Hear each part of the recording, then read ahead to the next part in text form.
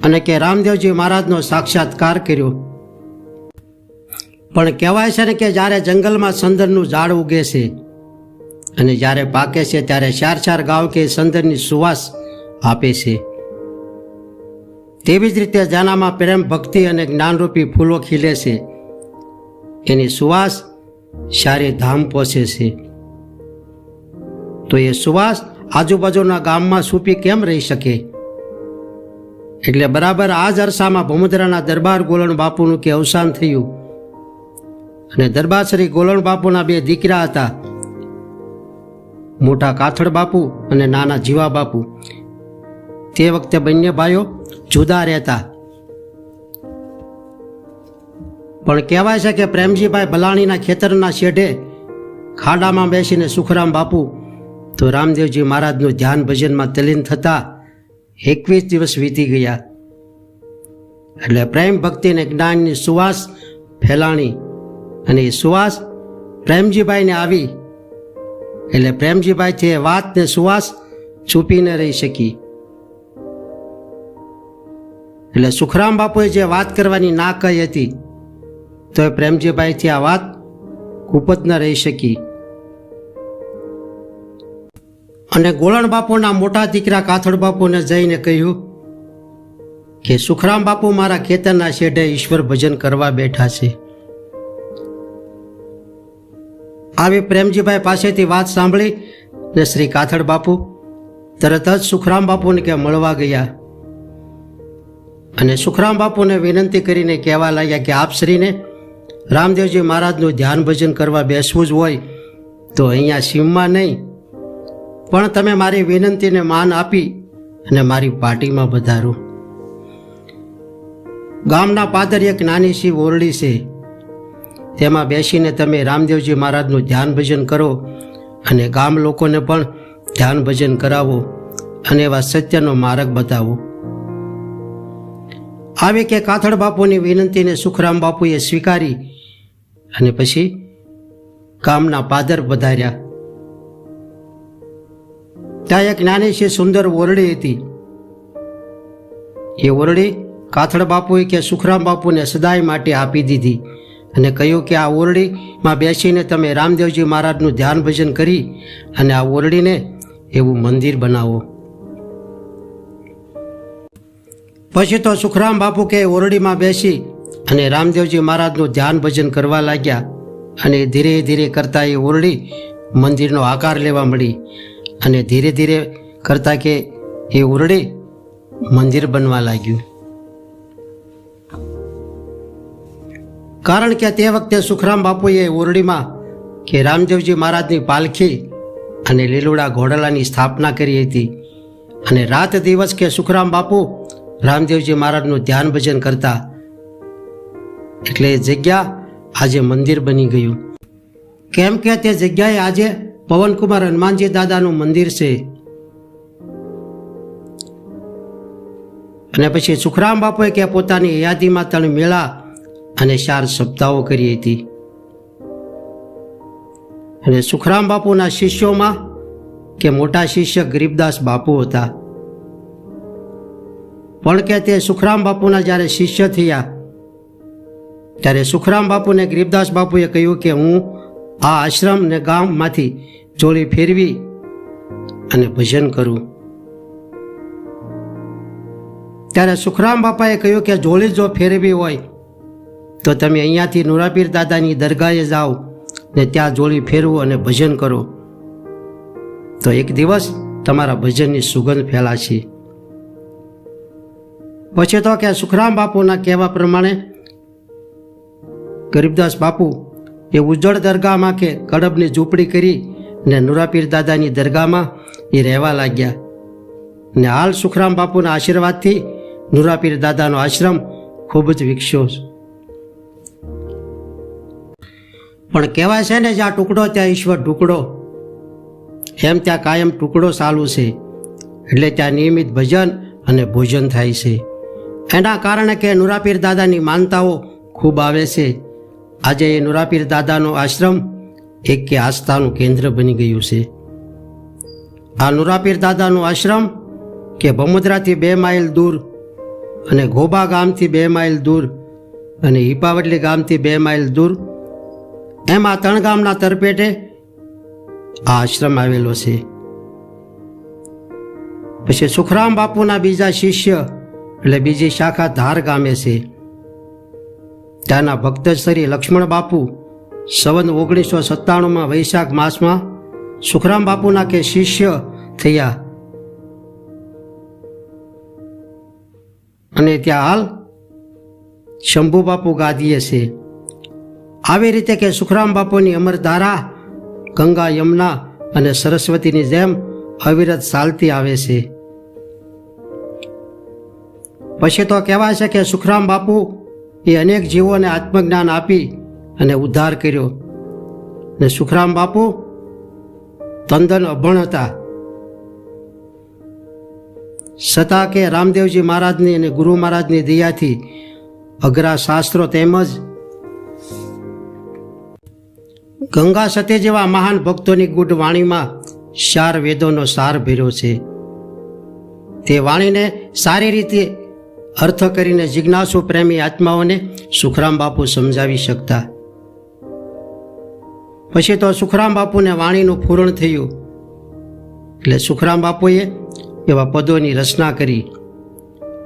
પણ કે ગંગા સતીના પદો અને સુખરામ બાપુના પદો અરસપરસ મળતા આવે છે.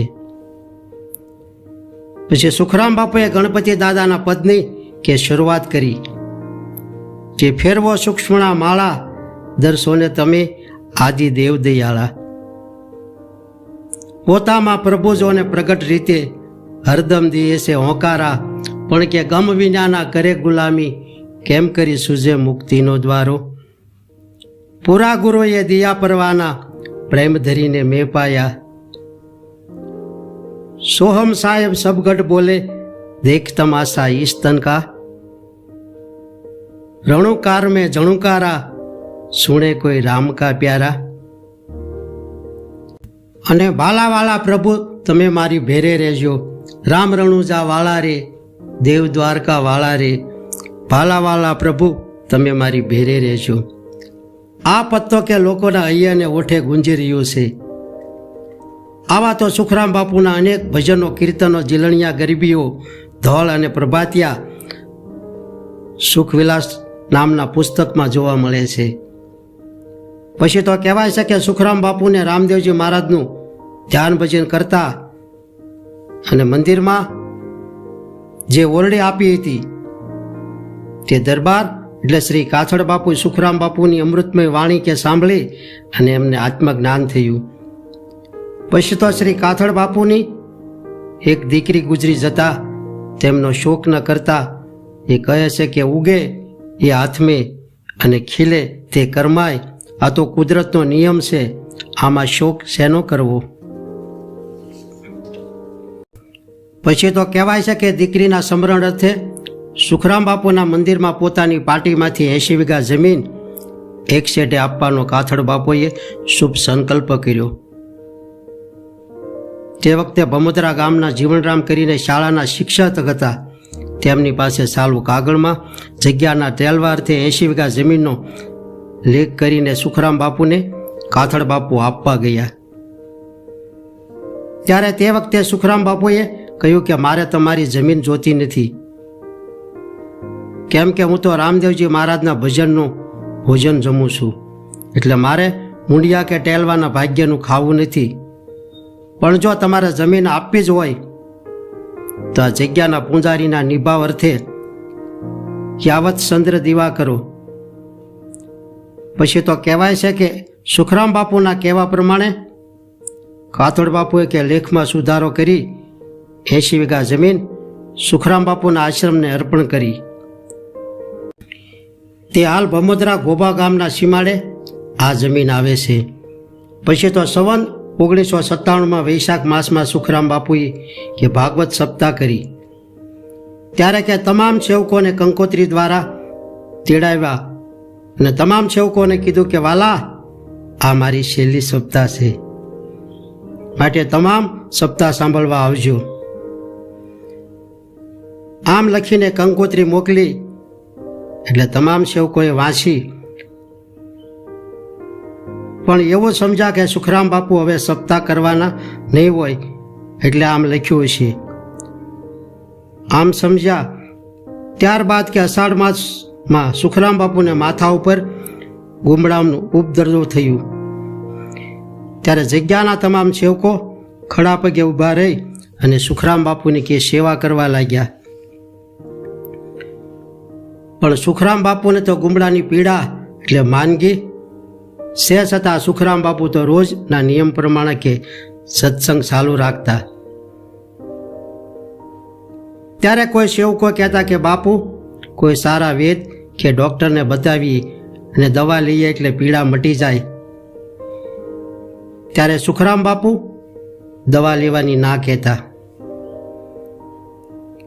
કેમ કે મહાપુરુષોને જન્મ કે મૃત્યુ નથી એટલે શેષ પારમ ભોગવી લેવું જોઈએ.